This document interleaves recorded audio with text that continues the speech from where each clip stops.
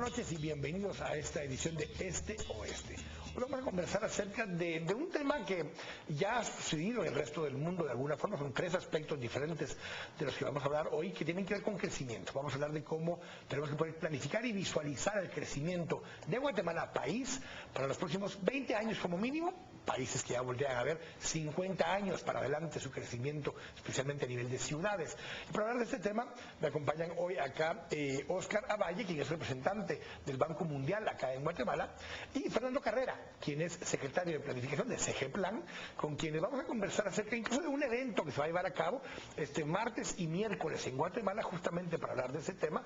Y para eso les pedimos que nos acompañaran. Así que bienvenidos a ambos, buenas noches. Gracias. Buenas noches. Hablamos un poquito de esto. Hay tres aspectos, tres características de la población normalmente que sucede cuando hay una transición de países en vías de desarrollo a países desarrollados. Estas tres características son que la población deja de ser rural y se convierte en urbana.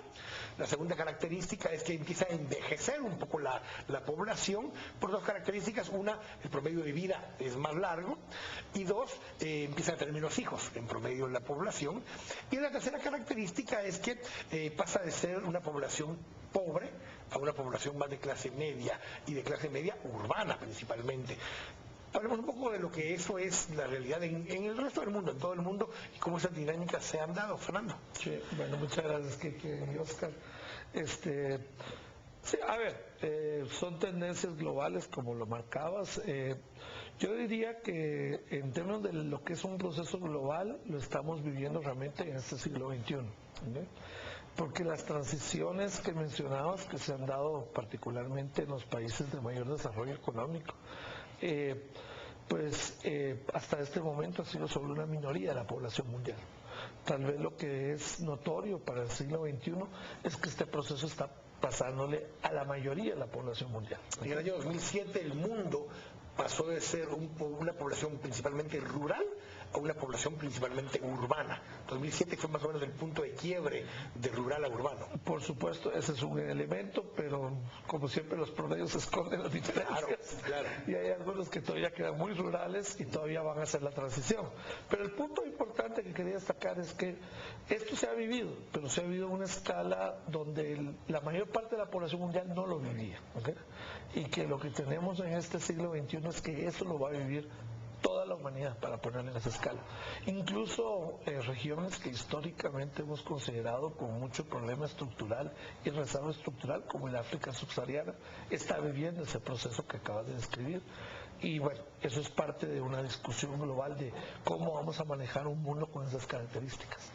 Porque lo que quiere decir esto es un mundo que requiere de servicios más en las áreas urbanas, de ciudades sostenibles en su momento, y una dinámica que implica poder tomar eso en consideración, tanto la parte de la población como la parte territorial, para desarrollar esas estrategias de largo plazo. Óscar, ¿cómo lo han visto ustedes también desde el Banco Mundial?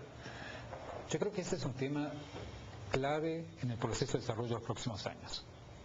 Sin ir más lejos, mi madre me tuvo a mí cuando tenía 21 años. Y era totalmente normal y era considerado que a los 21 años mi madre ya estaba, mi madre es brasileña, ya estaba en el periodo que ya debería haber tenido hijos. Correcto. Hoy por hoy, la generación que está en este momento de 20, 22, 23 años, ni está pensando en tener hijos en Brasil. Está pensando en desarrollarse profesionalmente, crecer. Eso trae todo un impacto que va mucho más allá simplemente del hecho anecdótico, sino de servicios, un cambio cultural profundo de viviendas. Pensar simplemente que las viviendas de departamentos ahora en San Pablo son departamentos más pequeños. ¿Por qué? Porque cada vez más gente viviendo sola también. Es todo un cambio de servicios, de cultura, de empleo, y finalmente también de cómo la ciudad, que antes era una ciudad más bien pequeña, hoy estamos hablando de urbes de 10, 12, 17 millones de personas viviendo en una misma ciudad. Administrar una ciudad así, ¿quién lo puede hacer? Es muy complicado. Y es por eso que es necesario desarrollar planes que apunten a eso, para que la gente tenga agua, electricidad, transportes públicos, para que una persona no tenga que tardar 3 horas para ir de su casa al lugar de trabajo y volver, lo cual es una práctica muy común. Y todo eso va a ser cada vez más complicado. Es por eso que el trabajo de planificación es tan importante y realmente lo que ustedes han hecho, Fernando, en pensar en Guatemala dentro de 30, 40 años es espectacular. Justamente, bueno, el McKinsey Institute hace un análisis donde dice, bueno, prestarle servicios públicos a la población en un área urbana es de 40 a 50% más barato, más económico que prestar esos mismos servicios públicos en un área rural donde la población está más dispersa, donde las necesidades se tienen que cubrir en pequeños grupos a lo largo de estos territorios y que tiene impactos también en el campo ambiental, en el área ecológica y que tiene impactos también en la capacidad de aglomeraciones económicas, donde generar los puntos necesarios para que se pueda generar empleos, servicios y otra serie de condiciones de ese tipo. América Latina, lo mismo hablábamos de África, de Sub-Sahara, pero América Latina ha pasado también por ese proceso. México es un país que tiene ya 80% de población urbana, Brasil va mucho ya en esa tendencia, Chile lo hizo hace mucho tiempo. Estamos como América Latina en esa transición también, Fernando. Así es. Bueno, América Latina, en relación a otros países, digamos que no pertenecen a los países con mayor riqueza o desarrollo, pues ha sido un proceso mucho más acelerado, digamos. La urbanización latinoamericana empezó en el siglo XX, pues, a la mitad del siglo XX, 60, y por eso tenemos sociedades como Uruguay, ¿no? Uruguay es un caso paradigmático, 90% de la población es urbana, ¿no? Y tenemos tendencias muy claras a que sea por encima del 80% de la población urbana de muchísimos países. Entonces tenemos un caso particular. Yo quisiera agregar al esquema un poco, complejizarlo un poco porque tiene dos variables adicionales. Una que es característica de toda América Latina y otra que es característica de Guatemala particularmente. La que es característica de toda América Latina es que eso además hay un cambio en la composición de la fuerza laboral en cuanto a los temas de participación de la mujer. Entonces lo que tenemos es una creciente feminización de la fuerza laboral, participación de la mujer en la actividad económica. Y esto redefine muchas cosas, redefine obviamente los empleos, las oportunidades, los ingresos de las familias también, pero también redefine el tipo de servicios que se requieren. Estamos hablando de familias donde, dado que la mayor parte de mujeres tienen que participar de la fuerza laboral o participan de la fuerza laboral, pues el cuidado infantil, que en el mundo rural está a cargo de las mujeres en un ambiente básicamente del hogar, pues a nivel de la ciudad no puede ser así. Y lo que tenemos en muchos países con el aumento de la violencia y el caos social tiene que ver no con que las mujeres trabajan, sino con la ausencia de servicios públicos que permitan acompañar ese proceso de transición, que es algo no solamente necesario, sino deseable, ¿no? Y el segundo elemento que es característico más de Guatemala que de otras sociedades, lo podemos comparar tal vez con algunos otros países de América Latina, pero muy pocos, es que nosotros vamos a vivir una transición de lo rural a lo urbano, también con características étnicas. Lo histórico tradicional, hay una historia tradicional de creer que la capital, la ciudad, era ladina y el campo y lo rural era indígena. Y así es como nos hemos acostumbrado a pensar el mundo de alguna manera, obviamente con las singularidades de la costa sur y de oriente, pero básicamente había siempre esta perspectiva.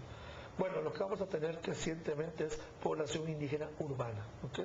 Mayas urbanos, personas de origen étnico maya que viven en las ciudades y que tienen un comportamiento urbano y demandas urbanas, aparte de las demandas culturales que pueden plantearse legítimamente. Entonces también vamos a tener que vivir en ciudades donde existe una pluralidad cultural mayor de la que estamos normalmente acostumbrados en Guatemala.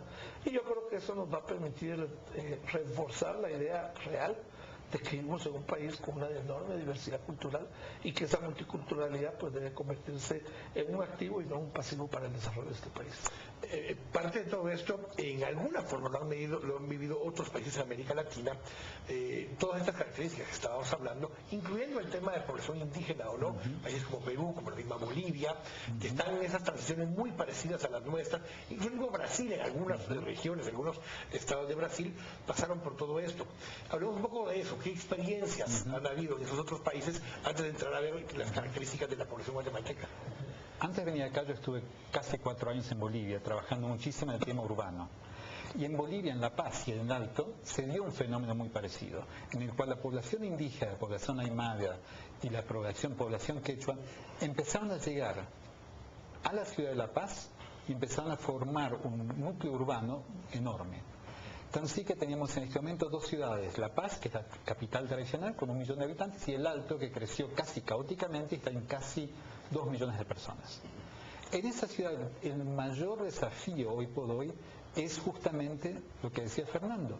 ¿Cómo logramos que al mismo tiempo se desarrolle una ciudad, se prevén los servicios, pero culturalmente el barrio, la comunidad todavía existe? Y en nosotros, nuestra experiencia en el tema de desarrollo urbano fue justamente que si no logramos comunidad y no logramos crear comunidad, el barrio va a terminar con violencia interfamiliar, niños abandonados, mujeres que no van a poder salir a trabajar y va a entrar en pobreza. Entonces, una cosa que hemos trabajado con la Alcaldía de La Paz es que cada uno de estos núcleos de barrios están armados alrededor de un centro comunitario. En ese centro comunitario hay dos elementos que son claves: la guardería y la sala de reuniones. Y alrededor de eso se genera, paradójicamente, una pequeña ciudad en una urbe mucho más mayor. Y esa pequeña comunidad, ese barrio, que pasa a ser un barrio de verdad, empieza a trabajar y empieza a interactuar con el resto de los otros barrios. Y eso es una experiencia que en La Paz y en El Alto tuvo mucho éxito. Y justamente permitió una integración mucho mayor del factor Aymara, y en esos barrios muchas veces se habla Aymara, de lo que hubiese pasado en el pasado. Esas son las experiencias positivas que hay que rescatar. Es muy complejo el problema, pero al mismo tiempo también hay cosas muy concretas. Yo me acuerdo de una señora, que yo fui a verla en ese barrio, porque nosotros habíamos trabajado en eso. Y empecé a conversar con ella, aprendí cómo cambió su vida, qué es distinto. Me dice la señora, mi vida no, pero mi hija sí. Mi hija puede salir a trabajar y puede dejar a su niño en la guardería. Y me contó después que era un tema de violencia intrafamiliar y que la niña, la hija, había reaccionado y dicho, no, esto se acabó, yo tengo mi vida, yo no tengo que aguantarme esto. Tengo que ir al corte, pero justamente vamos a hablar un poco de esas experiencias. Le voy a pedir a Fernando al regresar que entonces hagamos una caracterización de esa situación en Guatemala, dónde estamos en este momento en el tema urbano-rural, en el tema de más que de edad y de esa demografía. Porque una cosa curiosa que sucede con lo que estabas planteando, Oscar, es que hay también desintegración de la familia extendida. Cuando hay esas movilizaciones, esos movimientos, esa siguiente generación que era rural, que tuvo más años de escolaridad, que tiene mejores oportunidades en un área urbana que en esa área rural, se desprende de ese núcleo original de los padres, que siguen potencialmente siendo gente que vive de la tierra, que trabaja en el área rural y que rompe un poquito esas familias extendidas, que normalmente eran quien cuidaba a los chicos de la nueva hija, de la madre, que ahora tiene sus propios hijos y que entonces usaba todavía el respaldo de la madre en su hogar extendido. Vamos a hablar un poco de esos temas, pero vamos a pedirle a Fernando que caracterice eso en el siguiente segmento. Vamos a ir al corte. Estamos acá en Este Oeste. Volvemos a